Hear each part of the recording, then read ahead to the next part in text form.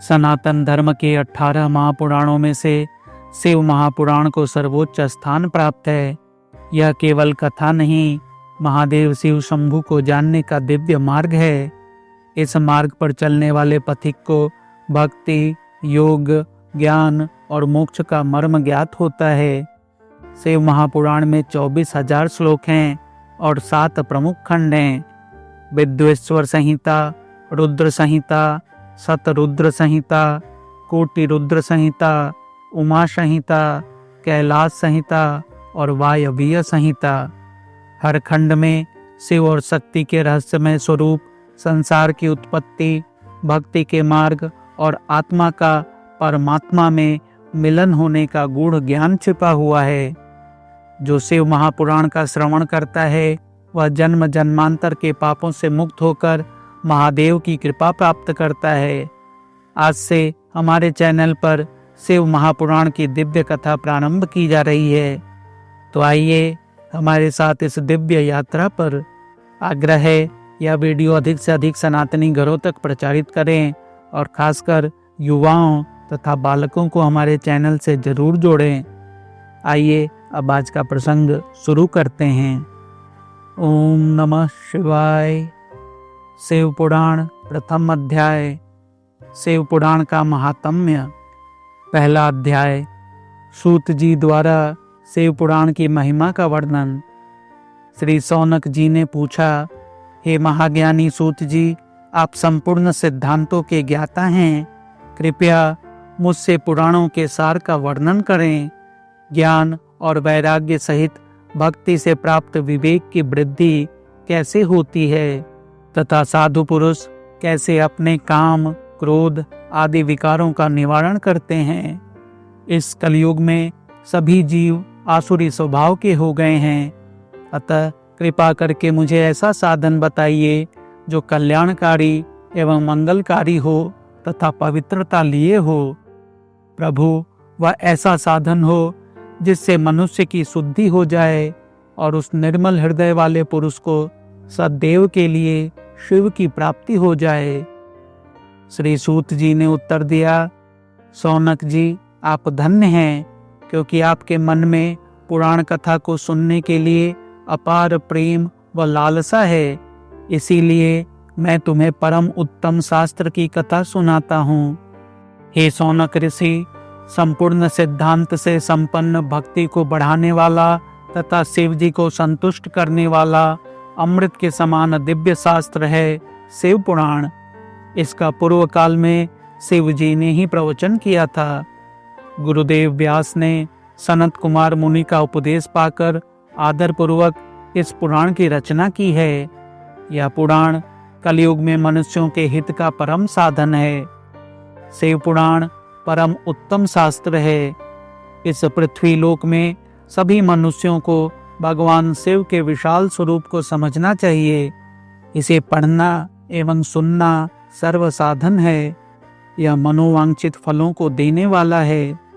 इससे मनुष्य निष्पाप हो जाता है तथा इस लोक में सभी सुखों का उपभोग करके अंत में शिव लोक को प्राप्त करता है। शिव पुराण में 24,000 श्लोक हैं, जिसमें 7 संहिताएं हैं। शिव पुराण पर ब्रह्म परमात्मा के समान गति प्रदान करने वाला है। मनुष्य को पूरी भक्ति एवं संयम पूर्वक इसे सुनना चाहिए। जो मनुष्य प्रेम पूर्वक नित्य इसको बाँचता है या इसका पाठ करता है, वह निस्संदेह पुण्यात्मा है। भगवान शिव उस विद्वान पुरुष पर प्रसन्न होकर उसे अपना धाम प्रदान करते हैं। प्रतिदिन आदर पूर्वक शिव पुराण का पूजन करने वाले मनुष्य संसार में संपूर्ण भोगों को भोग कर भगवान शिव के पद को प्राप्त करते हैं। वे सदा सुखी रहते हैं। शिव पुराण में भगवान शिव का सर्वस्व है। इस लोक और परलोक में सुख की प्राप्ति के लिए आदर पूर्वक इसका सेवन करना चाहिए।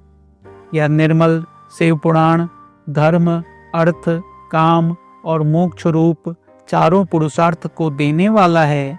अतः सदा प्रेम पूर्वक इसे सुनना एवं पढ़ना चाहिए। दूसरा अध्याय। देवराज को शिवलोक की प्राप्ति। श्री शौनक जी ने कहा, आप धन्य हैं सूत जी, आप परमार्थ तत्व के ज्ञाता हैं। आपने हम पर कृपा करके हमें यह अद्भुत और दिव्य कथा सुनाई है। भूतल पर इस कथा के समान कल्याण का और कोई साधन नहीं है। आपकी कृपा से यह बात हमने समझ ली है। सूत जी, इस कथा के द्वारा कौन से पापी शुद्ध होते हैं, उन्हें कृपा पूर्वक बताकर इस जगत को कृतार्थ कीजिए। सूत जी बोले, हे मुनि, जो मनुष्य पाप, दुराचार तथा काम, क्रोध, मद, लोभ में निरंतर डूबे रहते हैं, वे भी शिव पुराण पढ़ने अथवा सुनने से शुद्ध हो जाते हैं तथा उनके पापों का पूर्णतया नाश हो जाता है। इस विषय में मैं तुम्हें एक कथा सुनाता हूँ, देवराज ब्राह्मण की कथा।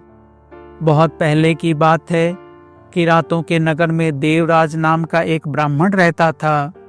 वह ज्ञान में दुर्बल, गरीब, रस बेचने वाला तथा वैदिक धर्म से विमुख था। वह स्नान संध्या नहीं करता था तथा उसमें वैश्य वृत्ति बढ़ती ही जा रही थी।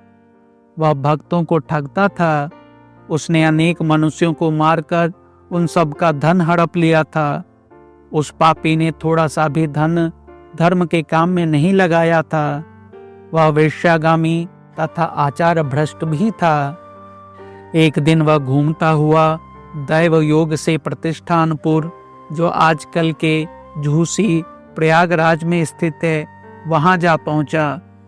वहां उसने एक शिवालय देखा जहां बहुत से साधु महात्मा एकत्र हुए थे। देवराज वहीं ठहर गया। वहां रात में उसे ज्वर आ गया और उसे बड़ी पीड़ा होने लगी। वहीं पर एक ब्राह्मण देवता शिव पुराण की कथा सुना रहे थे। ज्वर में पड़ा देवराज भी ब्राह्मण के मुख से शिव कथा को निरंतर सुनता रहता था। 1 मास बाद देवराज ज्वर से पीड़ित अवस्था में चल बसा। यमराज के दूत उसे बांधकर यमपुरी ले गए। तभी वहां शिवलोक से भगवान शिव के पार्षद गण आ गए। वे कर्पूर के समान उज्जवल थे। उनके हाथ में त्रिशूल, संपूर्ण शरीर पर भस्म और गले में रुद्राक्ष की माला उनके शरीर की शोभा बढ़ा रही थी। उन्होंने यमराज के दूतों को मार पीट कर देवराज को यमदूतों के चंगुल से छुड़ा लिया। वे उसे अपने अद्भुत विमान में बिठाकर जब कैलाश पर्वत ले जाने लगे तो यमपुरी में कोलाहल मच गया, जिसे सुनकर यमराज अपने भवन से बाहर आए। साक्षात रुद्रों के समान प्रतीत होने वाले इन दूतों का धर्मराज ने विधि पूर्वक पूजन कर ज्ञान दृष्टि से सारा मामला जान लिया। उन्होंने भय के कारण भगवान शिव के दूतों से कोई बात नहीं पूछी। तत्पश्चात शिवदूत देवराज को लेकर कैलाश चले गए और वहां पहुंचकर उन्होंने ब्राह्मण को करुणावतार भगवान शिव के हाथों में सौंप दिया। शौनक जी ने कहा, हे महाभाग सूत जी, आप सर्वज्ञ हैं। आपके कृपा प्रसाद से मैं कृतार्थ हुआ। इस इतिहास को सुनकर मेरा मन आनंदित हो गया है। अतः भगवान शिव में प्रेम बढ़ाने वाली दूसरी कथा भी कहिए।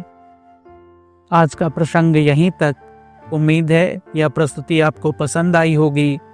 फिर से आग्रह है, वीडियो को अधिक से अधिक लोगों तक पहुंचाने का प्रयास करें और चैनल को सब्सक्राइब भी जरूर कर लें। मिलते हैं अगले वीडियो में। तब तक के लिए धन्यवाद।